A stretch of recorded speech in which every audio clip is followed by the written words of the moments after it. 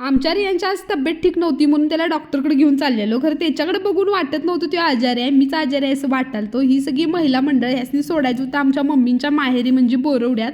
देवाला वगैरे त्यासनी जायचं होतं. तिथनं मग गेलो दवाखान्यात. थोडाफार वेळ वेटिंग होतं. हा व्हिडिओ कालचा आहे आणि आज सकाळपासून रियांचं व्हायरल मला पण झाले. मला पण प्रचंड ताप वगैरे आहे सकाळपासून. मग आम्ही प्रारंभ किड्स वेअरला गेलो, जे की आमच्या गावातल्या भाऊंचंच आहे. रियांसाठी टोपी आणि जरा स्वेटर घ्यायचं होतं म्हणून. आंबवड्यात सोनार लाईनला आहे बघा यांचं दुकान. तर तुम्हाला काय नाही चांगली क्वालिटी एकदम अफोर्डेबल बजेटमध्ये मिळणार. रियांस त्याच्या मित्रांच्या सोबत खेळालता. मग काय आपला नेहमीचा कार्यक्रम भाजी घ्यायचा ते तर घ्यावंच लागते. घरात आल्यावर रियांशला वाफ वगैरे द्यायची होती. औषधं वगैरे पिली आणि एक नशीब चांगला आहे की तो वाफ घ्यायला किंवा औषध प्यायला नाटक करत नाही.